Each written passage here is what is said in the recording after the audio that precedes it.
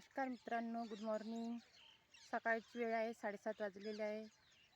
आम्ही इथे आलेलो आहे आमच्या सोयाबीनला पसरविण्यासाठी, कारण ती ओली आहे, शेतातून आणलेली तशीच आहे. सकाळी सकाळचं वातावरण किती छान असतं, मस्तपैकी है ना. बाजूला आमची बंडी ठेवलेली आहे, दूरपर्यंत छान छान दिसत आहे. पक्ष्यांचा किलबिलाट होत आहे. आता सोयाबीन बगरूया मित्रांनो. शेतमावली कुणाला उपाशी ठेवत नाही, कारण शेती ही काळं सोनं आहे. शेतकऱ्याची मुलं डॉक्टर बनते, इंजिनियर बनते, वकील बनते, विमानामध्ये पण बसू शकते, काही पण करू शकते.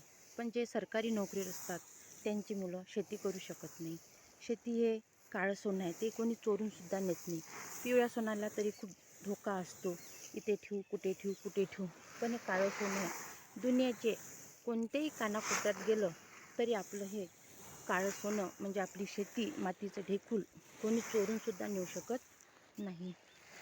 बाहेरचं वातावरण, सूर्य निघालेला आहे. सकाळी सकाळी इथं घराशेजारीच आहे आमचं हे वाळू टाकले सोयाबीन. ओली आहे सोयाबीन.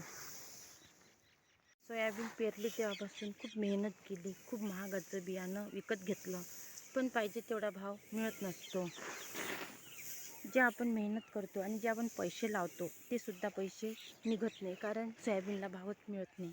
आता माहिती नाही किती भाव मिळते तो.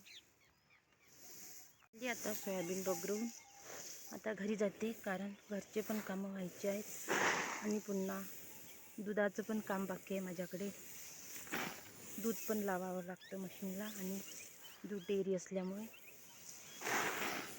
ठीक, तर मग धन्यवाद.